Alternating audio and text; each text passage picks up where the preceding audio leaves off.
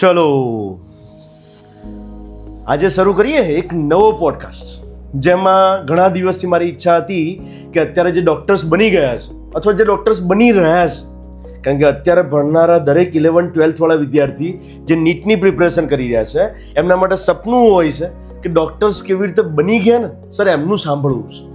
આમ તો હું પણ ડૉક્ટર છું, પણ હું કહું એના કરતાં જે ખરેખર ડૉક્ટર્સ બની રહ્યા છે, અને એમાં પણ આપણા કિશોર ઇન્સ્ટિટ્યૂટના સ્ટુડન્ટ્સ, આપણા ત્યાંથી આપણને ખબર છે 2300 જેટલા ડૉક્ટરો બનેલા છે MBBS. તો એમાંથી કેટલાક ડૉક્ટર્સ જે લેટેસ્ટ ગયા વર્ષે જ જેમણે એડમિશન લીધું છે, અને આ વિડીયો ખાસ મારા રીનીટના વિદ્યાર્થીઓ માટે કે જેમનું અત્યારે 12th કમ્પ્લીટ થયું છે, અને આ વખતનું પેપર તો ભૂકા ઘાટ પેપર. હવે આવા પેપર વચ્ચે જ્યારે માર્ક્સ આટલા બધા દબાણા હોય, આટલું લેન્ધી પેપર હોય, આટલું ટફ પેપર હોય, ત્યાં ક્યાંક ને ક્યાંક એવી ડર લાગે કે પોતાના ઉપર શંકા જાય કે શું મેડિકલ માટે રીનીટ કરી શકીશું? આટલી બધી તૈયારી કરી તો આટલા માર્ક્સ આવ્યા, તો એક વર્ષ આપવાથી શું એટલો મોટો ચમત્કાર થશે? તો એવો જ એક વર્ષની અંદર ચમત્કાર કરનારા આદિત્ય ચૌધરી આપણી સાથે અત્યારે છે જ. ડૉક્ટર અત્યારે કહીશું થોડુંક અલ્લી થશે, પણ છતાં હું તો ડૉક્ટર એને 12thમાં કહેતો હતો ને રીનીટમાં કહું છું. ડૉક્ટર આદિત્ય ચૌધરી કે જે અત્યારે MBBSના ફર્સ્ટ યરમાં ભણી રહ્યા છે, અને ઘણા બધા વિદ્યાર્થીઓ માટે મોટિવેશન આપી શકે એવા એમના મસ્ત મજાના રિઝલ્ટ, એમના સ્ટ્રગલ, એમના નેગેટિવ દિવસો, એમના પોઝિટિવ દિવસો, અને અત્યારે મેડિકલના ફર્સ્ટ યરમાં એનો કોન્ફિડન્સ, આ બધું જ આપણે બેલેન્સ કરીને આપણે એમના જોડેથી સાંભળવાનો ટ્રાય કરીશું. તો નેક્સ્ટ આદિત્ય, કેવું છે? મજામાં? હા સર, ફૂલ મજામાં. યાર ઘણા દિવસો મળે હોય તો તને, ઘણા દિવસથી ઈચ્છા હોય. મને ઘણી વખત આવું થાય કે મારા ડૉક્ટર વિદ્યાર્થીઓને મળવાની બહુ ઈચ્છા હોય, પણ બધા ડૉક્ટર વિદ્યાર્થીઓ એટલા બિઝી હોય છે. હું એમ કહું કે તમારી જોડે લાગણી ભરપૂર છે મારા માટે, પણ સમય મારા માટે નથી. અને હું હેરાન નથી કરતો, કારણ કે હું ડૉક્ટર છું એટલે સમજી શકું છું કે અત્યારનો જે સમયગાળો છે એ પ્યોરલી એજ્યુકેશન અને નોલેજ લેવા ઉપર જ ડિપેન્ડન્ટ. તો હું હવે આદિત્યને જ પૂછીશ. આદિત્ય, હવે મને એ રીનીટની અંદર ગભરાઈને ફર્સ્ટ ડે જે બેઠેલો આદિત્ય, અને અત્યારે જેમ ડૉક્ટરની જેમ આમ સરસ મજાના શર્ટ પેન્ટ ને ખુમારી સાથે બેઠેલો આદિત્ય જોઈને બહુ મજા આવી. તો આદિત્ય, કેવું લાગે છે જર્ની? મેડિકલના ફર્સ્ટ યરમાં સ્ટાર્ટિંગ થઈ ગયું ને આપણે તો લગભગ પતવા આવી ફર્સ્ટ યર, અને કંઈક મેં સાંભળી ત્યાં સુધી પ્રિલિમ એક્ઝામ પણ બહુ શોર્ટ ટાઈમમાં આવે છે, બસ થોડાક ટાઈમમાં પ્રિલિમ એક્ઝામ. એટલે જે 11-12 વાળા વિદ્યાર્થીઓ છે એમના માટે એમ કહું કે ખતરનાક એક્ઝામ, કારણ કે હવે અહીંયાથી જજ થવાનું ચાલુ થશે કે આપણે મેડિકલના લાયક છીએ કે કેમ. પણ મને વિશ્વાસ છે કદાચ નીટ જેટલી અઘરી એક્ઝામ તો નથી હવે. નીટ એક્ઝામ એ ઘણી બધી અસમંજસવાળી એક્ઝામ હોય છે. ખરેખર નીટમાં જે પાર પડી જાય છે ને એ દુનિયાની અંદર બધી જગ્યાએ પાર પડી જાય. તો હું આદિત્યનું પહેલાં રિઝલ્ટ તમને ખાલી કહી દઉં. આદિત્યનું રિઝલ્ટ જ્યારે 12th પાસ કરીને મારે જો રીનીટની બેચમાં બેસવાનો હતો, ત્યારે એનું રિઝલ્ટ હતું 477 477. 477 ઓપન કેટેગરીની અંદર લગભગ કોઈ જગ્યાએ મેડિકલમાં એડમિશન ના મળે એવી કન્ડિશન આજથી એક વર્ષ પહેલાંની વાત છે. અને પછી જ્યારે એને રીનીટ કર્યું, રીનીટ કરીને સીધો જમ્પ માર્યો 622 600નું. હું જ્યારે એને રીનીટ કરવા માટે એનો વિચાર હતો ત્યારે મેં એને કીધેલું કે રાજા એક વર્ષ આપી દે, આપણે 600 પ્લસ જતા રહીશું. હું બોલું પણ એને મોઢા ઉપર એક પણ સિક્કત ના આવે, સાહેબ આટલું બધું તો જમ્પ ના આવે. એને વિશ્વાસ હતો કે જમ્પ આવશે, પણ 50, 60, 70 માર્ક્સનું. ત્યારે હું એવરેજ એમ કહેતો કે રીનીટ કરો એટલે 600 પ્લસ ઇઝીલી જતું જ રહે. રીનીટનો જાદુ છે કે કદાચ એ બોર્ડની એક્ઝામની હેરાનગતિ ઓછી થાય છે એનો જાદુ છે, કે પછી એમની ધીરજનો જાદુ છે, મને નથી ખબર. આપણે આદિત્યને જ આજે પૂછવાના છીએ, કારણ કે આપણે મળ્યા જ છીએ આદિત્યને મળવા માટે. શું આદિત્ય, શું કહેવું તારું 12thમાં તારું રિઝલ્ટ જે નીટનું આવ્યું અને રીનીટમાં તારું જે રિઝલ્ટ આવ્યું, મોટો બધો ડ્રાસ્ટિક ડિફરન્સ આવ્યો. કેવી રિઝલ્ટની 12thમાં તને શું તકલીફ પડી? આમ તો 477 તકલીફ તો ના જ કહેવાય, ઓછા તો ઓછા જ થોડા ઘણા, ઓછા જ ગણીએ. ચલો 477 ઓછા હતા. કેવું રહ્યું 12th વખતે શું થયું અને રીનીટ વખતે શું થયું? 12th ને રીનીટમાં મેઇન ડિફરન્સ તમારો આખા દિવસમાં જે તમને ટાઈમ મળે એનો હોય કે આખા દિવસમાં તમે 12thમાં હો 11-12 તો તમારો સ્કૂલ મેઇન તમારો મોટા ભાગનો ટાઈમ ખાઈ જાય. કે સ્કૂલનો નોર્મલી ટાઈમ હોય કે 7 થી 12:30 સુધીનો હોય, અને એના પછી સ્કૂલનું જે કામ હોય તો કરવાનું જ હોય. એના પછી 12:30 જેવી સ્કૂલ પતે, એના પછી બપોરના ક્લાસીસ હોય. એ આખું પતે, તમારો સેલ્ફ સ્ટડીનો ટાઈમ જ ના રહે. અને રીનીટમાં આખો દિવસ તમારો મેઇન એડવાન્ટેજ એ જ રહે કે તમારે જેટલો ટાઈમ તમે મન ભરીને તમારું સેલ્ફ સ્ટડી કરી શકો. ઓકે, તો ટાઈમિંગ ભરપૂર મળે, એક સૌથી મોટો પોઝિટિવ પોઈન્ટ. બીજું બોર્ડ એક્ઝામનું પ્રેશર બોર્ડ એક્ઝામનું પ્રેશર જો તમે સ્કૂલિંગ તમારું પ્રોપર કર્યું હોય તો તમને એટલું પ્રેશર ના ફીલ થાય, પણ 11th-12thમાં તમારું મેઇન ફોકસ પહેલેથી નીટ ઉપર હોય જ, એટલે પછી બોર્ડ ઉપર કોઈ ફોકસ કરે ના એટલે પ્રેશર આવે જ તે. ઓકે, એટલે બોર્ડ એક્ઝામનું પ્રેશર તો 100% થોડું ફીલ થાય આવે છે. Okay, practical exam? Practical exam એટલી ઇઝી જ હોય છે, એ એ ખાલી તો પત્યા પછી ને, તમારા 2 પહેલા? અઠવાડિયા ખાઈ જાય પણ વાંધો નહીં. 12મા ધોરણના 2 અઠવાડિયા, અને એ તે જાન્યુઆરી ફેબ્રુઆરીના 2 અઠવાડિયા, એટલે નીટની તૈયારી કરવા માટેનો આઈડિયલ ટાઈમ, અને એની અંદર 15 દિવસની ગેપ. ડૉક્ટર બન્યા પછી એમ કહે છે સહેલું સમય 15 દિવસ કેમના વીત્યા હશે ને એ મારા વિદ્યાર્થીઓ સમજે જ છે. ઓકે ચલો, તો પ્રેક્ટિકલ એક્ઝામ, બોર્ડ એક્ઝામ્સ, અને એની સાથે ગુજસેટ એક્ઝામ, એટલે 3 એક્ઝામો એવી કે જે ખરેખર MBBSમાં ક્યાંય એડમિશનમાં ગણાવવાની નથી, માત્ર ક્વોલિફાય થવાનું છે. અને છતાંય 3 એક્ઝામો પ્રેશર તો આપીને જાય છે. આ 12th વાળા વિદ્યાર્થીઓને સૌથી મોટી સમસ્યા. બીજું લગભગ 12thની અંદર એવું થતું હોય છે, જે મને વિદ્યાર્થીઓ કહેતા હોય છે, 3 સબ્જેક્ટને બેલેન્સ નથી કરી શકાતું. 1-2 સબ્જેક્ટ રેગ્યુલરમાં, જ્યારે 12th તમે રેગ્યુલર કરતા હોય ત્યારે 1-2 સબ્જેક્ટને ન્યાય અપાય ને 1-2 સબ્જેક્ટ સાઈડમાં જ રહી જાય. તમારો કંઈ આવો જ અનુભવ? 11th-12th વખતે જ્યારે તમે 3 સબ્જેક્ટ એકસાથે કરો ને તો નોર્મલી બધા 99.99% થાય જ તે. મારે એવું હતું કે ફિઝિક્સ અને બાયોલોજી થઈ જતું, કેમેસ્ટ્રી મારે રહેતું પેન્ડિંગ જ સાઈડમાં. રહી જતું. હા. યસ દર વખતે મારે ફર્સ્ટ ટાઈમ નીટ 2023 આપી ત્યારે બી કેમેસ્ટ્રીમાં જ સૌથી ઓછા હતા. ઓકે, એટલે એમાં કેવું થતું, બાયોલોજી હું ચાલુ ક્લાસે કરી લેતો, બાયોલોજી આરામથી થઈ જતું, એના પછી આખો ટાઈમ ફિઝિક્સ કર્યા રહેતા. અને પછી એક સબ્જેક્ટ, એટલે લગભગ વિદ્યાર્થીને કમ્પ્લેન હોય છે, કોઈ 2 સબ્જેક્ટને પકડી શકે, લગભગ એમાં બાયોલોજી થઈ જતું હોય છે. ફિઝિક્સ કેમેસ્ટ્રીમાંથી દરેક વિદ્યાર્થીને અલગ અલગ ચોઇસ. તમે જો વોટિંગ કરાવડાવો તો 50% વિદ્યાર્થીઓ એવા હોય કે જે ઇઝીલી ફિઝિક્સ કરી લેતા હોય, તેમને કેમેસ્ટ્રી બાકી રહી જતું હોય, અને 50% વિદ્યાર્થીઓ એવા હોય કે જે કેમેસ્ટ્રી કરી લેતા હોય, તેમનું ફિઝિક્સ બાકી રહી જતું. પણ આ 50% વિદ્યાર્થીઓની આ જે સમસ્યા છે ને, એ નાની સમસ્યા નથી. એટલે મારે તો એવું જ કહેવું છે કે ભાઈ 11th-12thની અંદર સૌથી મોટો પ્રશ્ન, જો કોઈ મેઇન પ્રશ્ન મારે મૂકવો હોય તો આ જ છે, 2 સબ્જેક્ટ થઈ જાય સર, 1 સબ્જેક્ટ રહી જાય છે. અને 1 સબ્જેક્ટ ઓપન કેટેગરી માટે, જેમને ખરેખર સારા મેરિટ માટે હું 600+ મેરિટને કાઉન્ટ કરતો હોઉં છું, એ મેરિટમાં પહોંચવા માટે ક્યાંક ને ક્યાંક સમયની મારામારી નડતી જ હોય છે. અને કદાચ 477 માટે એ કારણ પણ હોઈ શકે, કારણ કે આ તો હોનહાર બાળક છે. 10th સુધી પણ એનું રિઝલ્ટ એવરેજ 90 અપનું જ એને રિઝલ્ટ મેન્ટેન કરેલું છે. ઘરમાં એક બેન પણ ડૉક્ટર છે, MBBS ડૉક્ટર હિરલ, કે જે અત્યારે MBBS ઓલરેડી કમ્પ્લીટ કર્યું, ઇન્ટર્નશિપ કમ્પ્લીટ કરી, એનું પણ એક ગાઈડન્સ મળતું હોય. પોઝિટિવલી કહું તો ગાઈડન્સ મળતું હોય, નેગેટિવલી કહું તો પરફોર્મન્સ પ્રેશર આવતું હોય કે બેન ડૉક્ટર અને ભાઈ ડૉક્ટર ના બને. અને એ તો ઓના કરતાં હોશિયાર હતો. અને ફાધર મધરનું મેં ડેડિકેશન જોયેલું છે, મને ખબર છે. એના ફાધર મધર મોટા ભાગે ત્યાં 12 સોફામાં વેટિંગમાં બેઠેલા હોય, ડાઉટ ડિફિકલ્ટી કરવા માટે આદિત્ય આવે, રાત્રે 10 વાગે અથવા 9 વાગે આવ્યો હોય, 12 વાગે કે 1 વાગે અને મમ્મી બહાર જ બેઠા. ધન્ય છે એવા પેરેન્ટ્સને જે આટલો બધો ત્યાગ આપે છે. અને આ વિદ્યાર્થી એક ડૉક્ટર બને છે ને, તો એના પાછળ કેટલાયનો ત્યાગ, એમાં સૌથી મોટો ત્યાગ હું પેરેન્ટ્સનો જ મૂકવા માગીશ, કે જેમણે 2 વર્ષ, કે આનું તો રીનીટ હતું, એટલે કે 3 વર્ષ સુધી રાત દિવસ જોયા વગર વિદ્યાર્થીની પાછળ લાગેલા રહે. અને એના કારણે જ ઘરમાં 2 જ દીકરીઓ, મતલબ 1 દીકરી અને 1 દીકરો. દીકરી ડૉક્ટર બની ગઈ અને દીકરો ડૉક્ટર બનશે.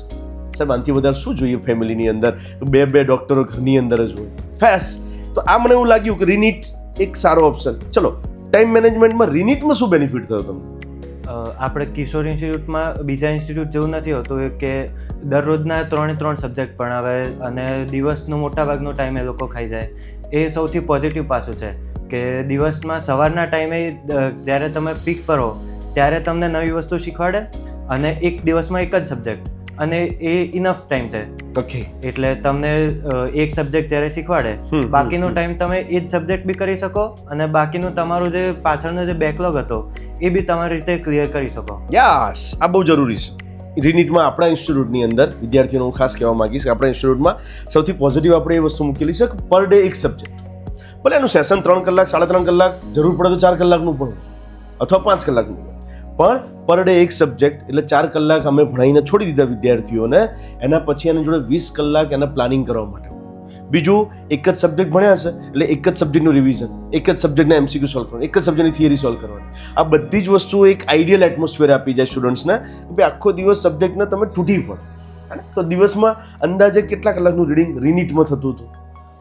12thને કમ્પેર કરતાં રીનીટમાં 3 ગણું 4 ગણું તો ઓલમોસ્ટ વધી જ જાય કે દિવસના એવરેજ તમે ક્લાસના ટાઈમને તો બાદ કરી જ નાખો. રીડિંગમાં બધા ગણતા હોય પણ હું નહોતો ગણતો કે 8-1 કલાકનું તમે આમ સારો એવો ટાઈમ પાસ કરો ને તો 8 કલાકનું રીડિંગ નોર્મલી થઈ જાય. ગુડ. રિનિટમાં હા, જ્યારે રેગ્યુલર સ્કૂલો સાથે હું એમ ગણું તો લગભગ 2 કલાક 2.5 કલાક. 2 કલાક તો બહુ વધારે. તો ભાઈ 2 કલાક અને 8 કલાક, તમને એવું લાગે સાહેબ 8 કલાક તો એટલો મોટો ફરક પડે? એક સામાન્ય વિદ્યાર્થીથી એક MBBS ડોક્ટર બને એવડો મોટો ફરક પડે. જેમાં ગયા વર્ષે ક્યાંય નહોતું મળતું અને આ વર્ષે સાહેબ કઈ જગ્યાએ લઉં, ઘરની નજીક જ લઈ લઉં, અપડાઉન થઈ શકે એવું લઈ લઉં. આમ તો કોલેજ આપણે એવી સિલેક્ટ કરી હતી કે જે ઘરની નજીક હોય, અપડાઉન થઈ શકે, પણ હું આજે જાણીને હું સરપ્રાઈઝ છું તોય હોસ્ટેલમાં રહે છું. કારણ અપડાઉન તો થાય એવું છે. અપડાઉન મારે ઇઝીલી થાય એવું છે, પણ ઘરે રહેવાનું હોસ્ટેલ રહેવાનું મારા પપ્પાએ કીધું કે હોસ્ટેલમાં એક વખત તારે રહેવું જ જોઈએ. એમનો બી અનુભવ એમણે કીધું થોડાક ગ્લિમ્પસીસ કે હોસ્ટેલમાં રહેવાથી ખાસો બધો પર્સનાલિટીમાં અને જીવનમાં ફેર પડે કે ઘરે ને ઘરે રહે એમાં પછી ના મેળ પડે. હું એવું ઈચ્છીશ ખરેખર દરેક વિદ્યાર્થી એક વખત હોસ્ટેલમાં રહેવું જ જોઈએ. અને ખાસ મને જે હોસ્ટેલમાં રહેલા પેરેન્ટ્સ હોય ને એ મને કોમેન્ટ્સ કરીને એમને સારા પ્રસંગો મને કહે કે તમારા હોસ્ટેલમાં કયા સારા અનુભવો હતા. ખરેખર એ આપણા બાળકોને નથી શીખવાડવાના આપણે.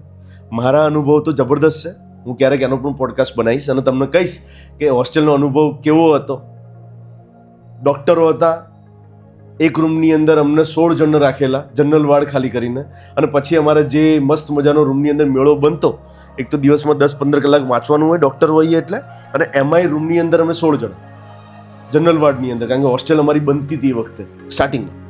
તો કેવી તકલીફો પડી હતી ક્યારેક વિડીયો બનાવીશું. પણ વાલીઓ ખાસ મને એવું આગ્રહ કરીને હું કહીશ કે ભાઈ કોમેન્ટ્સમાં લખજો ખરેખર હોસ્ટેલમાં તમને શું લાગે છે કે આ અનુભવ જબરદસ્ત અનુભવ છે જે દરેક વિદ્યાર્થીને થવો જોઈએ.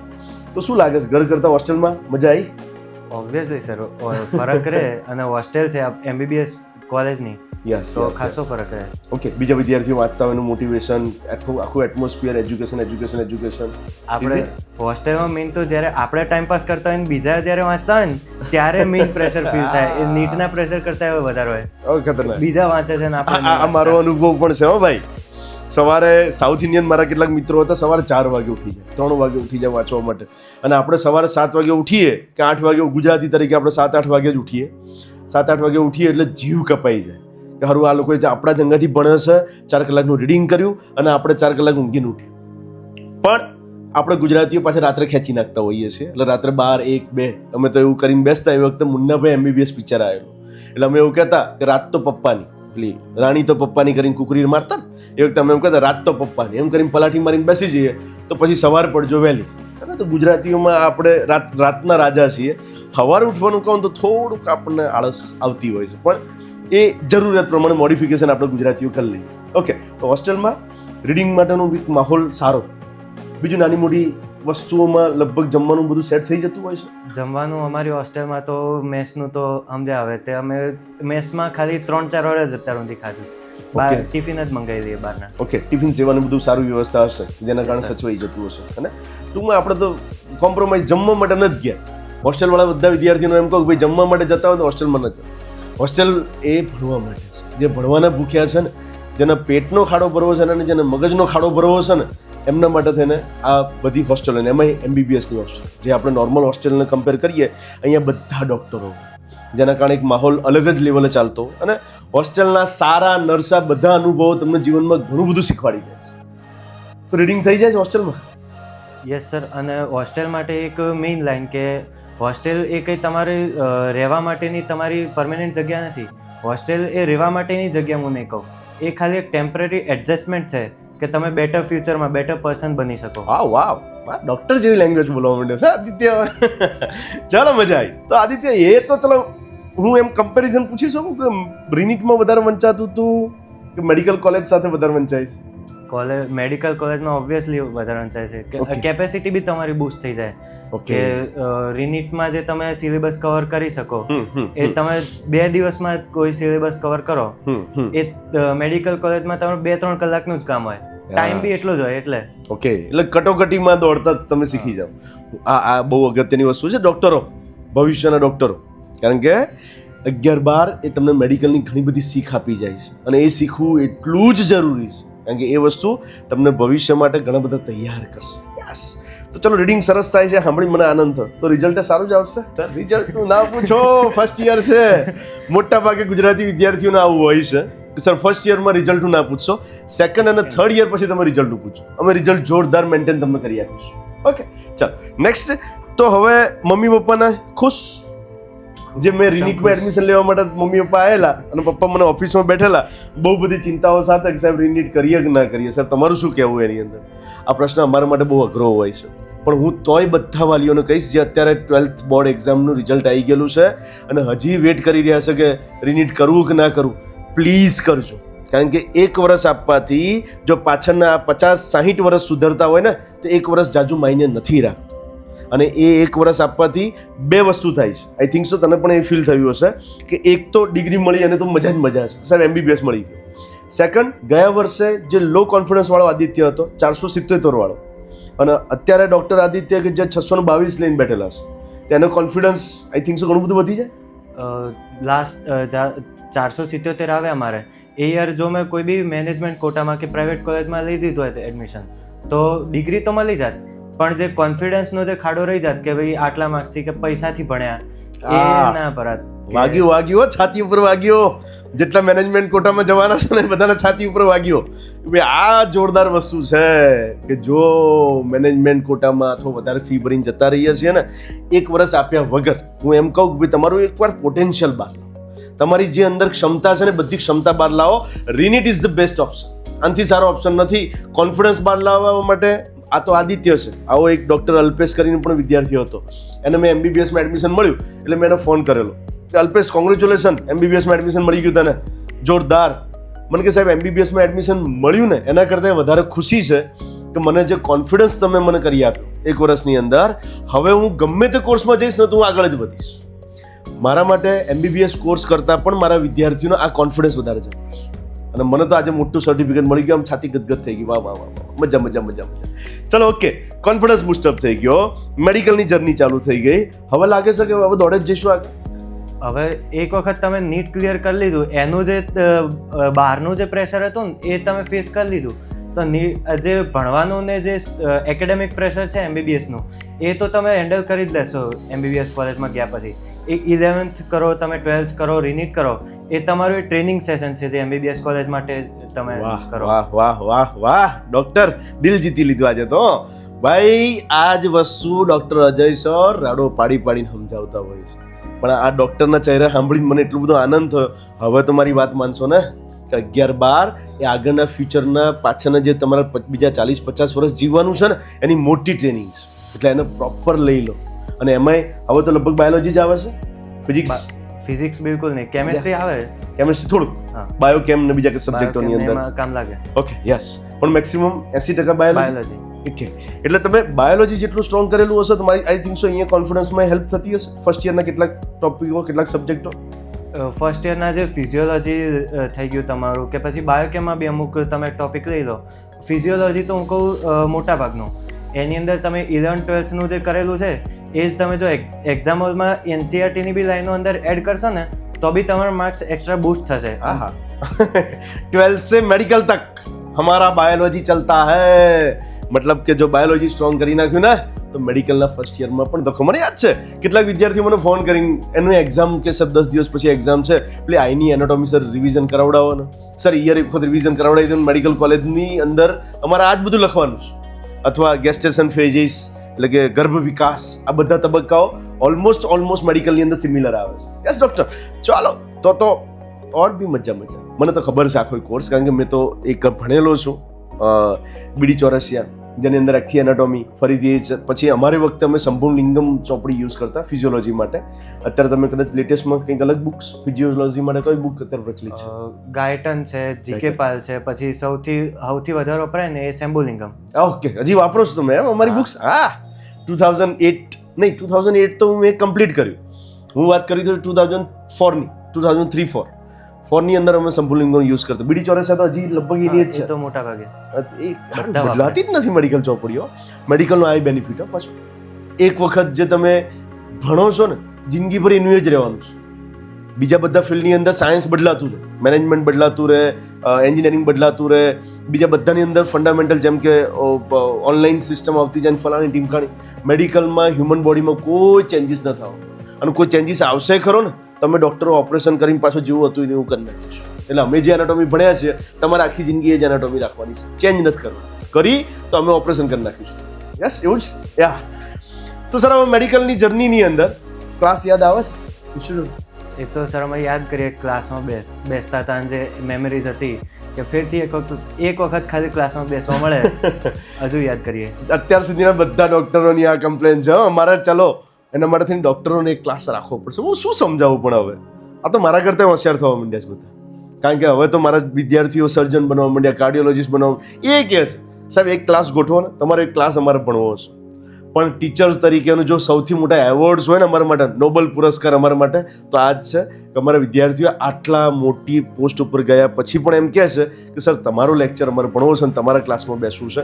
100% હું કંઈક પ્લાનિંગ કરીશ.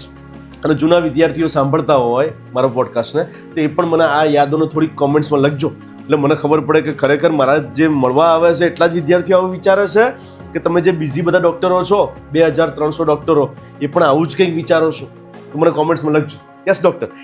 તો મમ્મી પપ્પા ખુશ, સંબંધીઓ તો જે ફંક્શન્સમાં હવે મમ્મી પપ્પા ફ્લેક્સ મારી શકે, હા, છાતી ઠોકીને જઈ શકે. જે નીટમાં ઓછું રિઝલ્ટ આવ્યું એટલે જે સંબંધીઓ બધા હશે, જે ફોન આવતા હતા કે કેટલું રિઝલ્ટ આવ્યું, એ પછી ફોન ઉપાડીને પછી એ લોકો સામેથી કટ કરતા થઈ ગયા. વાહ, કે હવે તો ડૉક્ટર બની ગયો. શું કોઈ સંબંધીઓ એવા હતા ખરા જેમ કે રિનીટ કરી લે? કે મોટા ભાગના એવું જ રિનીટ ના કરે? પૂછ્યું જ નતું કોઈ.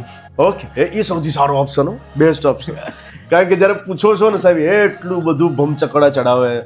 સગા વાલા હોય છે કે ખબર નથી પડતી ખરેખર વાલા હોય છે. કેમ? કારણ કે હું સમજુ છું કે એમનું ઇન્ટેન્શન ખોટું નથી હોતું, પણ એમની જોડે ખરેખર માર્કેટની ડેપ્થ નથી હોતી.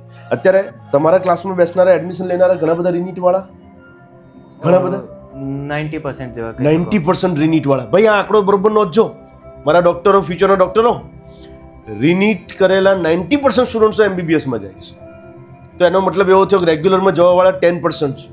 અને એમાંય તે આપણે આ વખતે દર વખતે 100 સિલેક્શનો નાખીએ છીએ. એ નાનો સૂનો આંકડો નથી. પણ રિનીટ 1 year રિપીટ કરનારા કેટલા હશે એમાં? 1 year વાળા અંદાજે ધારો કે 200 જણની બેચ છે તો 150 ઉપર 170 જેવા રિનીટ વાળા છે. ઓકે, તો એમાંથી 120-30 જેવા ગણી શકો કે એક રિપીટ વાળા. ઓકે, બીજા 50-60 જેવા એવા ખરા કે 2 રિપીટ ને 3 રિપીટ વાળા. હા, 2 રિપીટ વાળા વધારે. ઓહ બાપરે, 2 years રિપીટ, 3 years રિપીટ. ચલો, આપણે એટલું બધું રિપીટની તો આપણે તમને નથી ભલામણ કરતો, પણ વાલી જે 11-12માં બાળકોને અત્યારે ભણાઈ રહ્યા છે, મહેરબાની કરીને મગજમાં રાખીને ચાલો કે 12+1 1 વર્ષ આપી દો, છોકરું ડૉક્ટર બની જાય, એની પોટેન્શિયલ છે. 12થના પછી આવેલા નીટ રિઝલ્ટથી જજમેન્ટ ના લેશો. એની અંદર એની જોડે ઘણી બધી મગજમારીઓ હોય છે, એની જોડે બોર્ડની હેરાનગતિઓ હોય છે, સ્કૂલની હેરાનગતિઓ હોય છે, ઇંગ્લિશ, કોમ્પ્યુટર, સંસ્કૃત, અધર સબ્જેક્ટની હેરાનગતિ હોય છે, પ્રેક્ટિકલની હેરાનગતિ હોય છે, પ્રેક્ટિકલ જનરલો લખવાની હોય છે, દરેક સ્કૂલ એક્ઝામો 1st, 2nd, 3rd. રિનીટમાં કશું જ નહીં, આખું વર્ષ ફ્લેટ મળે. ખરેખર એમ ભલે વિદ્યાર્થી અત્યારે કદાચ મોડો હશે ને કે સર રિનીટ કરું ના કરું, એને કે 1 મહિનો ટ્રાયલ કરી, 1 મહિના પછી તને એવું લાગે છે કદાચ તારા પણ એવું જ હતું કે જો MBBSમાં મળી જાય તો આ વર્ષે લઈ લેવું છે, પણ રિનીટ ખાલી કરવા ખાતર કરીએ પછી કેવું રહેશે? એવો એક ઓપ્શન હતો કે ભાઈ બીજા કોઈ બી કોર્સમાં લઈ લઈએ એડમિશન, પછી ભેગું રિનીટ કરી રાખીએ.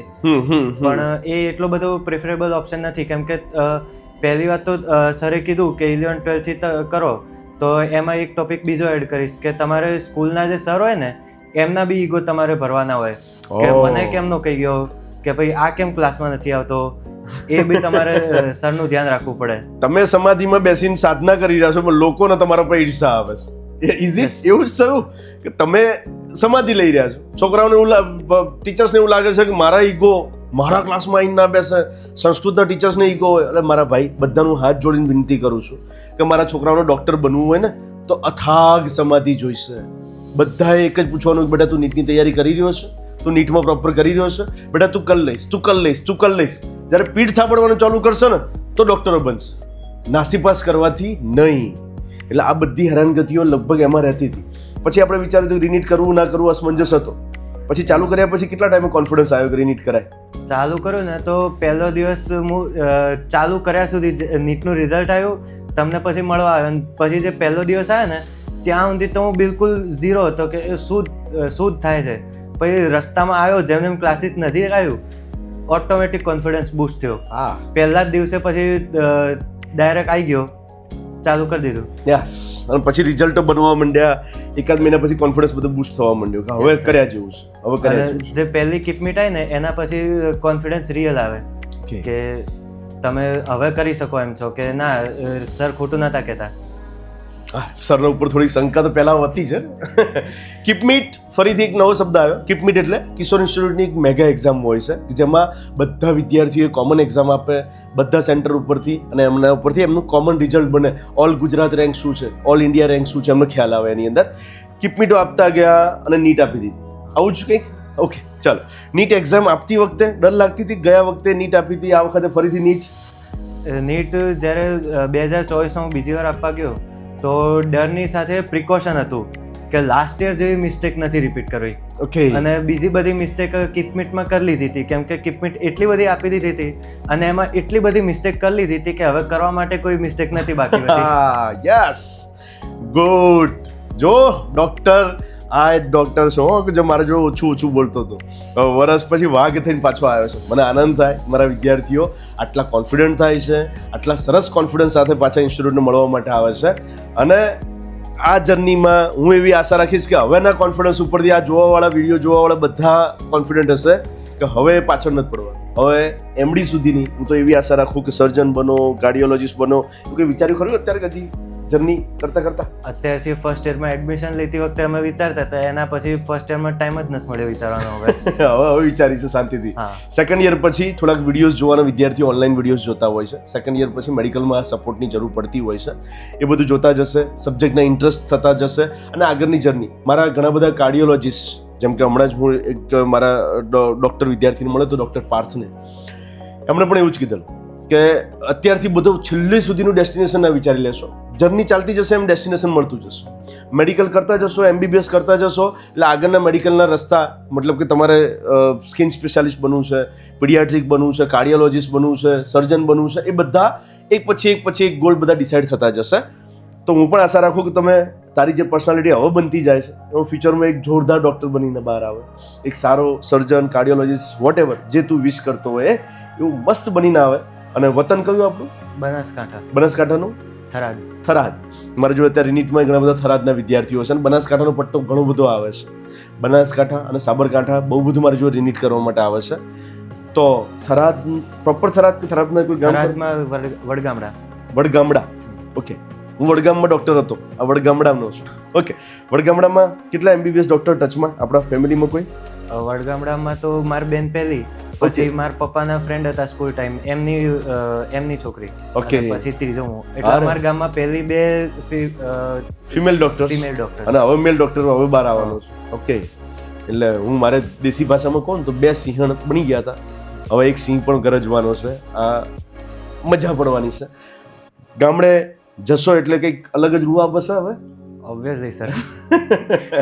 રિસ્પેક્ટ, પ્રેમ, લાગણી, રિલેટિવને પણ સંતોષ કે હા ભાઈ જે ગાંધીનગર ભણાવવા માટે લઈ ગયા હતા એના પપ્પાની સ્ટ્રગલ મને ઘણી બધી ખબર છે. એમણે કેટલી સ્ટ્રગલ વચ્ચે આ બંને ડૉક્ટરો બનાવ્યા છે. એમને નાના અમથા કામની અંદર જ્યાં એમનું ઘર ચલાવવું પણ મુશ્કેલ હતું ત્યાંથી ચલાવતા અત્યારે સારી લાઈફસ્ટાઈલમાં આવી ગયા છે એ લોકો. પણ હવે તો 2 ડૉક્ટરો આવવાના છે. આ જે ડૉક્ટરો બન્યા ને એટલે ખાલી માત્ર એમના માટે નહીં, હવે 7 પેઢીઓ સુધી એમને કામમાં લાગશે. મતલબ કે આ જર્ની ડૉક્ટરનો દીકરો ડૉક્ટર જ બનતો જાય અને એમની રાજગાદી ઉપર બેસાડતા જાય. હવે એ જર્ની વર્ષો સુધી ચાલુ રહે અને અમને જિંદગીભર વર્ષો સુધી અમને યાદ રાખે એમના ફેમિલી મેમ્બર્સ.